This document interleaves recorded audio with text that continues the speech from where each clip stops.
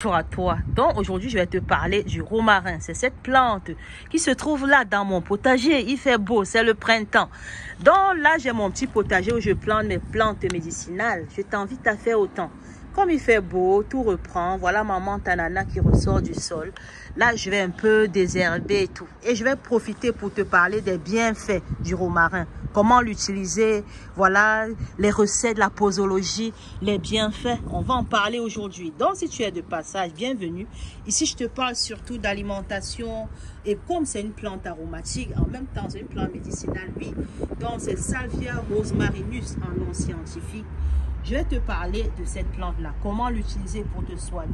Si tu souffres de quoi? C'est cultivé à large échelle en Tunisie, au Maroc, en Italie, en France, en Algérie, au Portugal.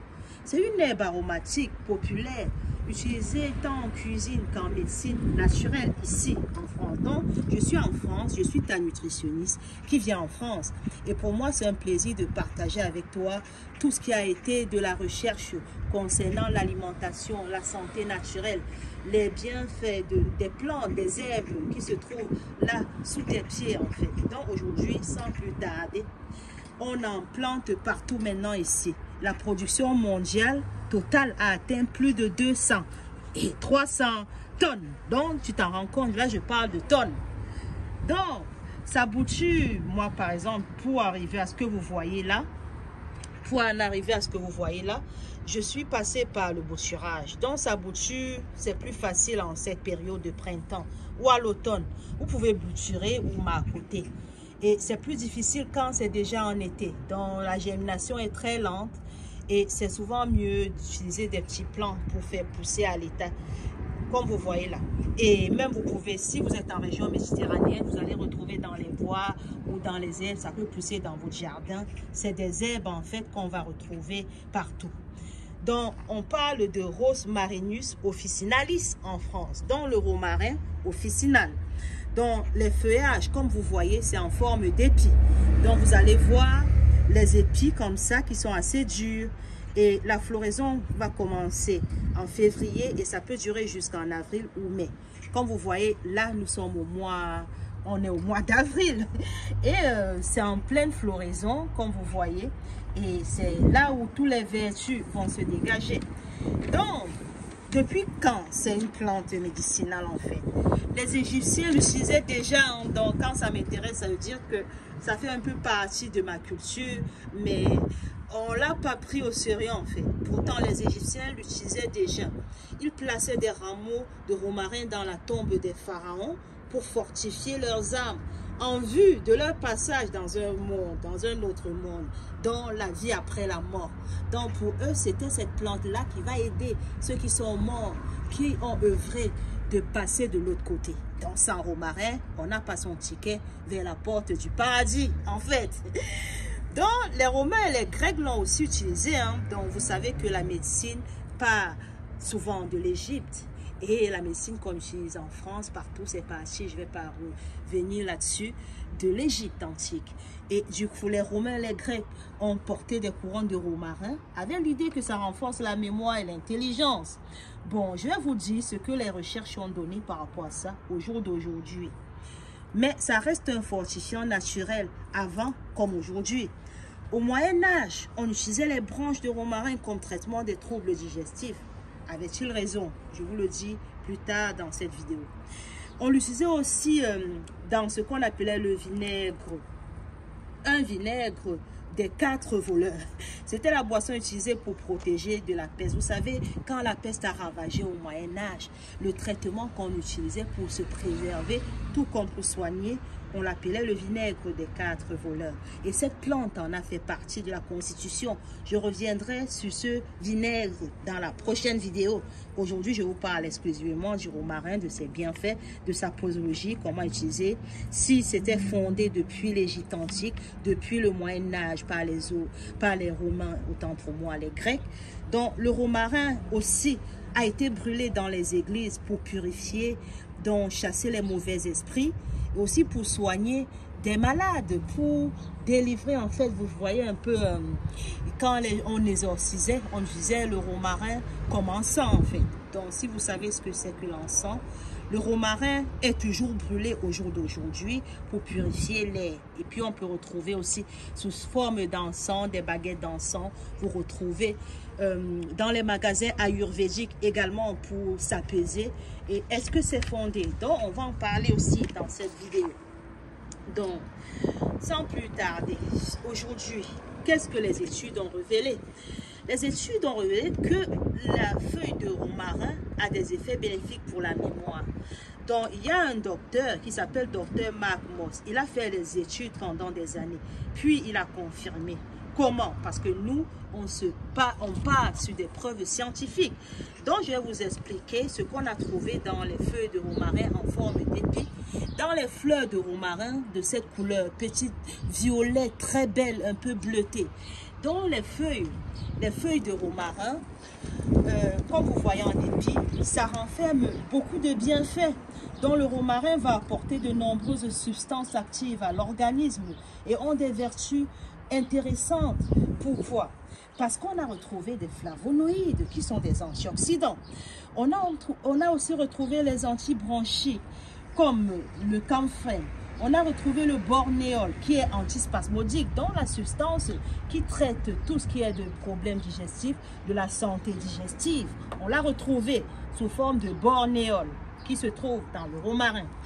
On a retrouvé le dipterpènes, ce sont les antimicrobiens et les anti-inflammatoires. Donc en buvant du romarin, quand vous avez mal un peu dans le corps, dans vos articulations, quand vous avez des inflammations, vous pouvez trouver apaiser votre souffrance. On a trouvé des acides phénoliques, dont les acides phénoliques vont agir surtout sur le diabète de type 2 et c'est aussi des antioxydants. On a trouvé des phytoestrogènes qui sont des antioxydants bien sûr, mais qui sont aussi, comme ça se dit phytoestrogènes, ça agit sur les hormones. Donc ça peut réguler les hormones d'une femme, donc aussi des hommes, parce que les hommes aussi produisent de l'estrogène. Donc ça va réguler en quelque sorte les métabolismes en partant de la glande thyroïde. Donc c'est un régulateur d'hormones en fait. On a retrouvé également du camphre. Vous savez le camphre, hein, cette substance qui apaise. On a retrouvé le cinéole, l'alpha-pinène, qui est un antiseptique, qui sont des antiseptiques autant pour moi. Ce cocktail actif va neutraliser tout ce qui est des radicaux libres et vont ainsi lutter contre le vieillissement en général, le vieillissement du corps, de nos cellules. Ça va aussi éloigner de nous tout ce qui est des radicaux libres, dont des tumeurs. Avec toutes ces substances actives pour notre organisme, c'est un cocktail. Les principes actifs, comme vous voyez, sont énormes.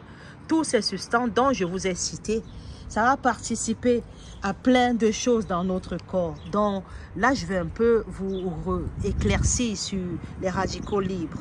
Donc c'est toutes ces substances qui au quotidien s'accumulent dans notre corps dans le but d'aller détruire nos cellules ou à les rendre fous. Et c'est les radicaux libres généralement qui vont nous faire vieillir, qui vont nous faire avoir des tumeurs, que ce soit malignes ou bénignes, qui vont nous faire avoir des soucis de santé ou des soucis qui sont liés à l'immunité. Ce sont encore eux qui vont attaquer nos cellules ou encore qui vont créer ce qu'on appelle des cellules un peu zombies qui vont errer comme ça dans notre corps. Et c'est l'ensemble de tout ça qui vont induire en sorte que le vieillissement apparaisse sur la peau.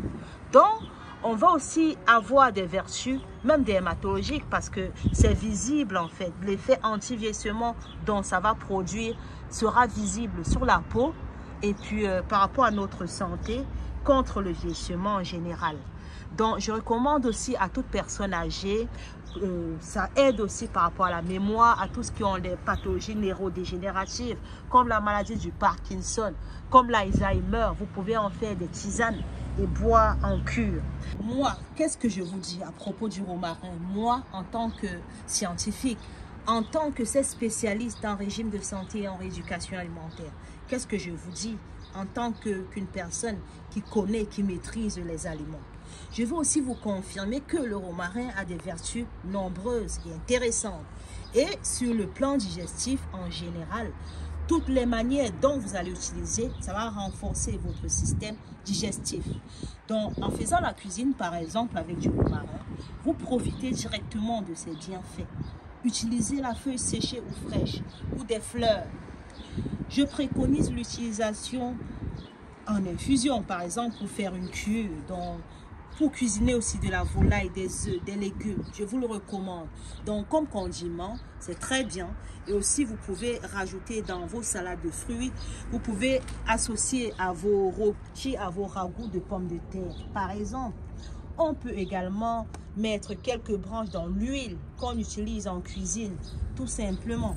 Et ça va vous dégager des arômes dans cette huile qui changent tout. Donc, vous pouvez également l'utiliser dans vos laitues. Quand vous avez des problèmes de santé digestive, allergiques, bronchiques, respiratoires, infusez plutôt du romarin ou préparez-les en tisane. 15 minutes dans de l'eau frémissante. Si vous avez le diabète de type 2, buvez-le, soit le matin à jeun ou au coucher, parce que ça va un peu vous aider par rapport à votre glycémie, par rapport à votre insuline. Vous pouvez également ajouter à vos salades, oui, je l'ai dit, à toutes les salades, hein. Utilisez-les à toutes les salades, ragoût, salade, laitue, salade de fruits, ragoût, pour apporter un goût différent, mais délicieux, tout en renforçant votre santé. Donc, si vous avez bien compris, est-ce que vous utilisez du romarin?